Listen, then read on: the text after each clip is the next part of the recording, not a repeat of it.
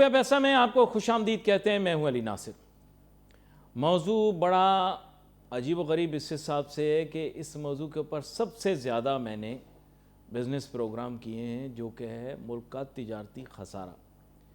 لیکن مجال ہے کہ اس میں بہتری آئی ہو وقت کے ساتھ ساتھ. اس کا گیپ جو ہے وہ کھلتا چلا گیا ہے. ہم نے یہ دیکھا کہ کرنٹ اکاؤنٹ ڈیفیسٹ کی مینجمنٹ تو وقتاً فوقتاً کرتے رہتے ہیں جسے حاضر خسارہ کہتے ہیں. ماہوار ہم دیکھتے ہیں حاضر خسارے کے بارے میں بات کرتے رہتے ہیں. صاحب ہم نے ایسے مینج کر لیا, اب سرپلس ہو گیا, اب ڈیفیسٹ ہو گیا وغیرہ وغیرہ. اس کے علاوہ تجارتی خسارہ جو ہے وہ ان کے قابو میں نہیں. اس کی وجہ یہ ہے کہ ایک تو یہ اپنے منہ میاں مٹھو والا مسئلہ ہے. اس اپنے منہ میاں مٹھو والے چکر میں کیا ہوا کہ ملک کے پاس سرپلس کبھی تھا ہی نہیں, تو ٹریڈ سرپلس کیسے ہوگا؟ نہیں سمجھے. بات یہ ہے کہ پاکستان کا جو رقبہ ہے اور پاکستان کی جو آبادی ہے, اس تناسب سے اگر آپ دیکھیں تو دنیا میں ہم سے کہیں زیادہ بڑے رقبے کے ممالک جو ہیں ان کی آبادی اس سے کہیں کم ہے. امریکہ ہم سے کئی گنا بڑا ہے. برازیل آپ سمجھیے کہ اتنا بڑا ہے کہ اگر پاکستان, ہندوستان اور بنگلہ دیش کو ملا لیا جائے جو برِ صغیر کی ماضی کی شکل تھی, تو 2 دفعہ برِ صغیر بھی فٹ کر جائے برازیل میں پھر بھی جگہ باقی رہ جائے گی. نہیں سمجھے. وسائل سے آپ مالا مال ہو, رقبہ ان کے پاس زیادہ ہے. اللہ تعالیٰ نے ان کو بھی وسائل دیے ہیں بہت سارے. آپ کو پتہ نہیں ہے نا یار, اب آپ لوگوں کو سمجھانا کیا فائدہ. تعلیم بالغان کا میرا موڈ نہیں, آپ لوگوں کو سمجھانا مشکل ہے. سرپلس کے معنی کیا ہوتے ہیں آسان الفاظ میں سمجھو. گھر میں اگر 10 کھانے والے ہوں اور 1 روٹی ہو تو پھر سرپلس کوئی نہیں ہوتا. لیکن اگر ایک جنا رہتا ہو چھڑا اور 1 روٹی ہو تو گزارا کر لے گا, خوشی سے کر لے گا. ٹھیک ہے. نہیں سمجھ میں آئی, سمجھ آئے گی بھی نہیں. آپ لوگ LED کے دور میں ٹیوب لائٹ ہو, آپ لوگوں کے لیے مشکل ہو جائے گی سمجھنا. یہاں پر بہت ہی اہم مہمان ہمارے ساتھ شامل گفتگو ہیں. ینگ بزنس لیڈر ہیں جناب عفیف صدیقی صاحب, جو کہ پاکستان کوروگیٹڈ جو ایک ایسوسیشن ہے اس کے یہ سربراہ بھی ہیں. ویلکم کرتا ہوں سر آپ کو. تھینک یو ناصر بھائی. بات یہ عفیف صدیقی صاحب, میں بڑا پریشان ہوتا ہوں, اور آپ بھی چونکہ نوجوان ہیں پریشان ہوتے ہوں گے حالات کو دیکھ کر, کہ ہمارے ہاں ٹریڈ ڈیفیسٹ کا شور مچے جا رہا ہے, لیکن امپورٹس بے قابو ہیں اور ایکسپورٹ گروتھ بہت سلو ہے. اس کے اوپر پہلے آپ اپنا تبصرہ دیں. دیکھیں انفارچونیٹلی پچھلے میں 1 سال 2 سال یا 3 سال کی بات نہیں کروں, آپ پچھلے 25 سال میں اٹھا لیں تو کیا ہم نے یا کسی گورنمنٹ نے ایکسپورٹ اورینٹڈ پالیسی بنائی؟ کیا انہوں نے ایکسپورٹ کو بڑھانے کے لیے کوئی اقدامات لیے؟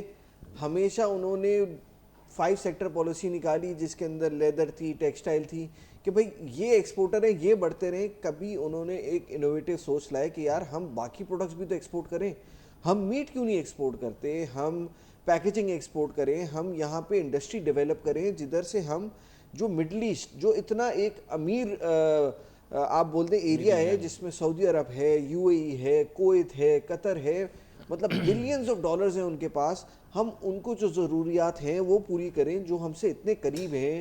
2 دن میں ویسل پہنچ جاتا ہے, 1.5 گھنٹے میں فلائٹ سے 1.5 گھنٹے 3 گھنٹے میں آپ مڈل ایسٹ میں ہوتے ہیں, تو آپ کے لیے کتنا آسان ایکسس ہے.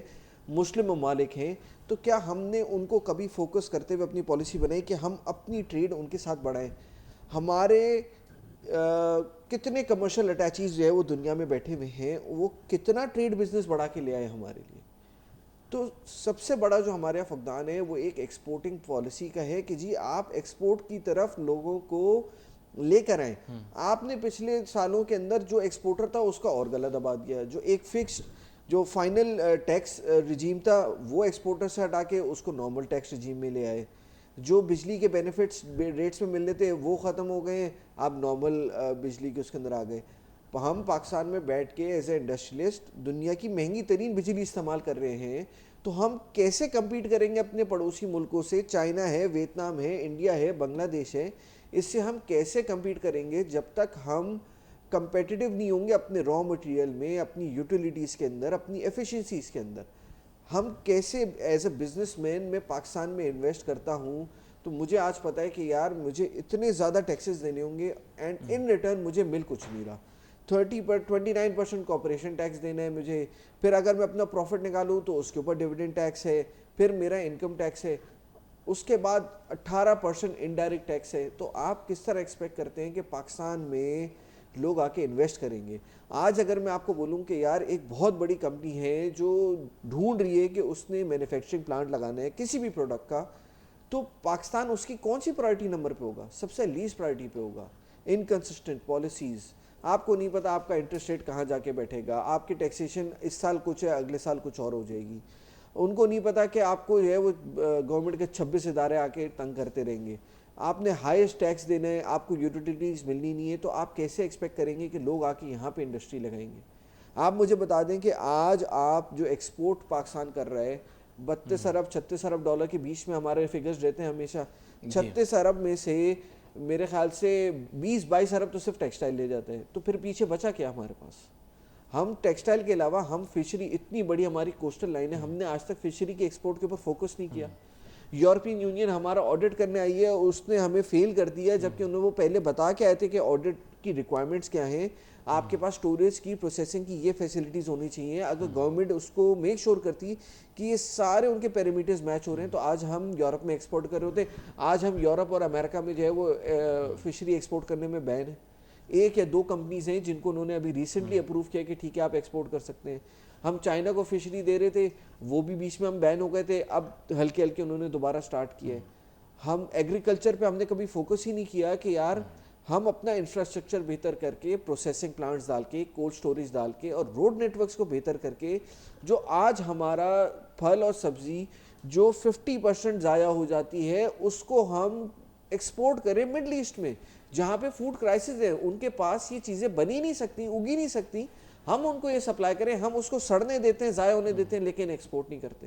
تو گورنمنٹ کو فوکس کرنا پڑے گا, ان کو پہلے آئیڈینٹیفائی کرنے پڑیں گے سیکٹرز, کہ ان سیکٹرز میں ہمارے پاس پوٹینشیل ہے کہ اس کے لیے مجھے کوئی اور چیز را مٹیریل امپورٹ نہیں کرنا, بلکہ میں تو اس کو ایکسپورٹ کروں گا تو میرے پاس پیسہ ہی پیسہ ہوگا.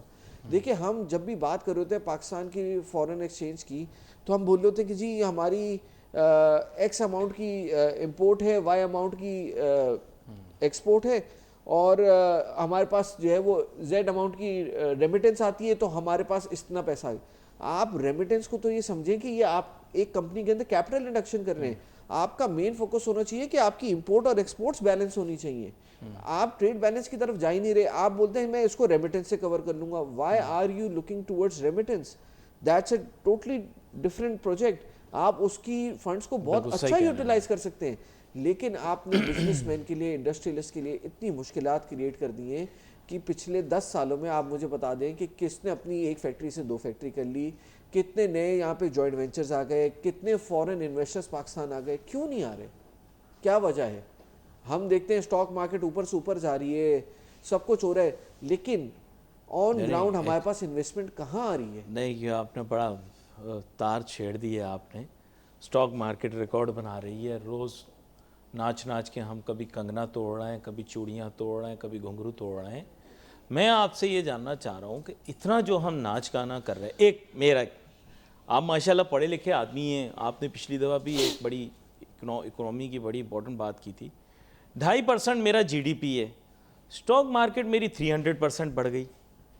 تو سر وارن بوفے اپنا کام چھوڑ دیتا ہے, پاکستان آ جاتا ہے. آپ سے کہیں نا سر, وہ تو پاگل ہے سر, فکویاما کیا بیچ رہا ہے سر. یہ جو جتنے فائنینشل گورو ہیں امریکہ کے, برطانیہ کے, جاپان کے, ان کو تو اپنا کام چھوڑ دینا چاہیے, ان کو پاکستان آ جانا چاہیے. اکانومی اور اسٹاک مارکیٹ گرو کرنے کا طریقہ ہم سے سیکھنا چاہیے. بھائی ان کی G D P growth rate کہیں کہیں ڈبل ڈیجٹس میں آ رہی ہے, لیکن ان کی اسٹاک ایکسچینج کی گروتھ جو ہو رہی ہے وہ 22% ہو رہی ہے, 23% ہو رہی ہے, بہت مشکل سے.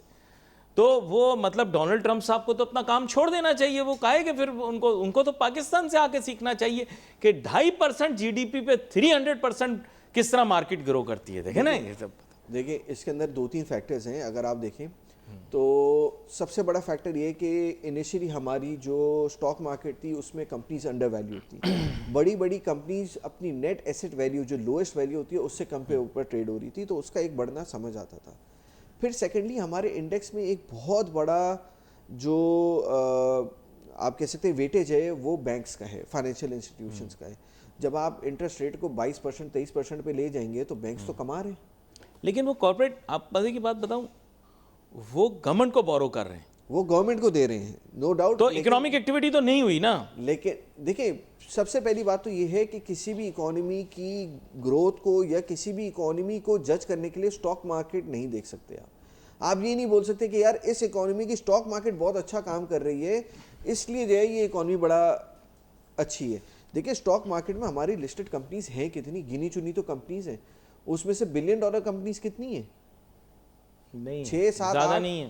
اس میں سے بھی بینکس ہیں میجورٹی, فائنینشیل انسٹیٹیوشنز ہیں. آپ یہ دیکھیں کہ آپ کے بینکس نے جب ریکارڈ پروفٹس کیے تو جا کے آپ نے جو ہے وہ آپ کی اسٹاک مارکیٹ اتنی اوپر گئی کیونکہ بینکس کے پروفٹس ور ایکسپونینشلی مور. آپ یہ دیکھیں کہ ابھی لاسٹ ویک میں دیکھ رہا تھا ایک بہت بڑا بینک ہے پاکستان کا, اس کا ایک کوارٹر کا جو پروفٹ آیا وہ 14 بلین روپیز آیا. 14 بلین روپیز ایک کوارٹر کا پروفٹ ہے. تو آپ سوچ لیں کہ وہ ماشاءاللہ سے وہ 50 بلین روپیز سے زیادہ کا پروفٹ اگر اناؤنس کرتا ہے ایئر اینڈ پہ تو وہ کتنا کما رہے ہیں. اور وہ کما کیسے رہے, وہ اس نے اپنی 90% لینڈنگ کی ہوئی ہے پاکستان گورنمنٹ کو. پاکستان گورنمنٹ وہی پیسہ جو ہے وہ بینک سے لے کے اپنے خرچے پورے کر رہے ہیں. ٹیکس کلیکشن پہ ان کا کوئی زور ہی نہیں ہے. جو لوگ ٹیکس دے رہے ہیں صرف انہی کو دباتے جاؤ. نیا ٹیکس نیٹ یہ بڑھا نہیں رہے ہیں. جب تک ٹیکس نیٹ نہیں بڑھائیں گے ہمیں اسی طرح لون لینا پڑے گا اور ہم انفلیشن میں اسی طرح پھنستے رہیں گے. اہم گفتگو اس بارے میں ہو رہی تھی. انہوں نے تو جناب پورا تیا پانچا کر دیا, آج حکومتی پالیسی کے اوپر بھرپور تنقید کی, اور وہ انہوں نے یہی کہا کہ کنسسٹنسی آف پالیسیز نہیں ہے. تو جب وہ نہیں ہوں گی تو پھر آگے کیسے بڑھا جا سکتا ہے. بریک پہ جانے سے پہلے انہوں نے اسٹاک ایکسچینج کے بارے میں بتایا. اصل میں شٹاک ایکسچینج جو ہے روز ریکارڈ پہ ریکارڈ بنا رہا ہے. اور میں یہ سوچ رہا تھا ذہن میں کہ جیسے پہلے لوگ ریئل اسٹیٹ کی فائلیں لے کر گھومتے تھے, اب پورا دن اسٹاک ایکسچینج کی ٹریڈنگ کرتے ہیں. Economic activity, real economic activity, Afif صاحب دیکھیں یو ہیو ٹو ایکسیپٹ ایک پراپر, آپ پہلے بھی ایک دفعہ پروگرام میں آپ نے بتایا تھا جہاں پراپر مینوفیکچرنگ یا پروڈکشن کا پروسیس ہو یا سروسز کا ہو, کوئی ایسی چیز ہو جہاں ایکچول کام ہو رہا ہو. یہ تو اسپیکولیشن ہے, پوری اکانومی اس میں تھوڑی پڑ سکتی ہے. کیا کہتے ہیں آپ؟ دیکھیں بالکل ایسے یہ دیکھیں پاکستان میں جہاں ہماری عوام 25 کروڑ کی عوام ہے وہاں پہ آپ کو لیبر انٹینسو ورک پہ زیادہ فوکس کرنا پڑے گا. آپ کو انڈسٹریلائزیشن پہ جانا پڑے گا تاکہ زیادہ سے زیادہ لوگوں کو روزگار ملے. پورا ملک پورا دن اسٹاک ایکسچینج تو نہیں کھیل سکتا نا, ایسے پوچھ رہا ہوں آپ سے کہ ہم پورا دن ٹریڈنگ کرتے رہیں. اس کا لٹریسی سے بڑا ہوتا ہے, فائنینشیل لٹریسی ہونی چاہیے. آپ کو چیزیں سمجھ میں آنی چاہیے, بکس پڑھنی چاہیے, تب آپ جا کے جو ہے وہ فائنینشیل مارکیٹ کے اندر کام کر سکتے ہیں. It's not that easy. ہاں اگر آپ یہ چاہیں کہ جی میں میوچل فنڈس میں انویسٹ کر دوں, میرے پاس پیسے آتے رہے اور میں گھر بیٹھا رہوں, دیٹس اندر تھنگ. لیکن یہ بڑے لوگ تو کر سکتے ہیں, لیکن جو ہماری عام عوام ہے وہ اس طرح نہیں کر سکتی. اس کو چاہیے روزگار, اس کو چاہیے کاروبار تاکہ اس کو جابس ملیں. آج جو ہمارے بچے یونیورسٹیز میں ہیں یہ پڑھ کے نکلیں گے تو یہ کہاں جائیں گے جاب کے لیے. اور پھر یہی ہوتا ہے کہ جب یہاں پہ لمیٹڈ جابس ہوتی ہیں, جو آپ کا اچھا برین ہوتا ہے وہ سارا ڈرین ہو جاتا ہے, چاہے وہ مڈل ایسٹ جائے, یورپ جائے, امریکہ جائے. آپ جا کے دیکھیں آپ کو پاکستانی ملیں گے اپنی فیلڈس کے ٹاپ پہ ملیں گے. وہ پاکستان اب تو انٹرپرنر بھی نہیں رہنا چاہ رہا.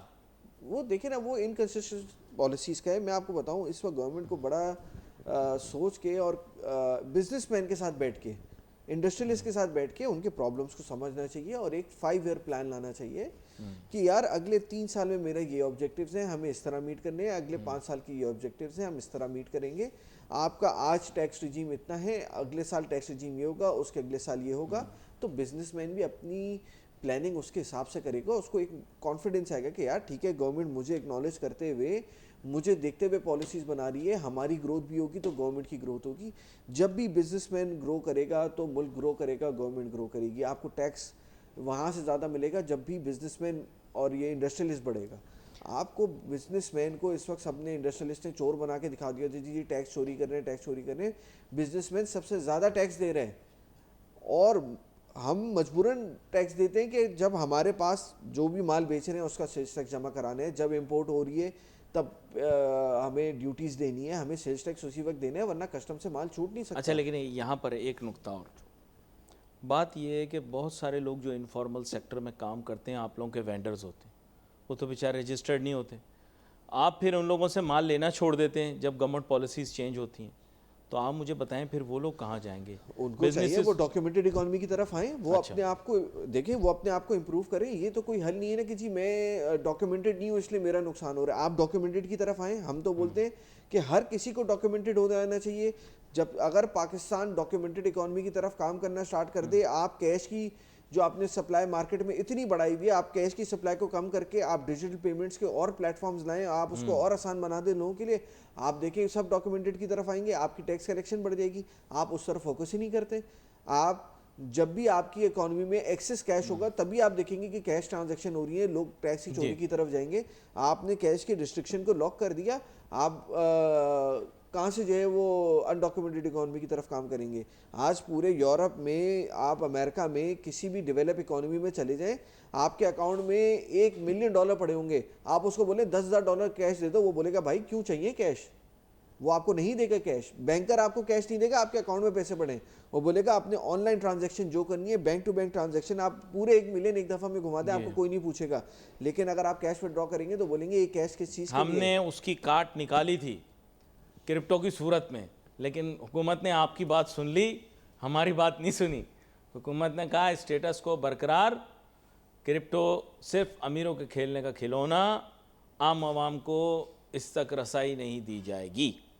اس طرح سے یعنی کرپٹو کونسل تو بن گئی, راتوں رات ریگولیٹری اتھارٹی بھی بن گئی, لیکن ایسا سننے میں آیا کہ اسٹیٹ بینک شاید ان پالیسیوں سے متفق نہیں ہے کہ پاکستان کے اندر اتنی جلدی کرپٹو کو انٹروڈیوس کر دیا جائے. میرا خیال ہے, آئی ڈونٹ نو. آپ مجھے بتائیں, جہاں آپ کی 70% عوام ان پڑھ ہے, جہاں آپ کی جو 30% پڑھی لکھی عوام ہے, اس میں سے بھی 70% وہ لوگ ہیں جو صرف اپنا نام لکھنا جانتے ہیں, وہ کرپٹو کو کیسے یوٹیلائز کریں گے.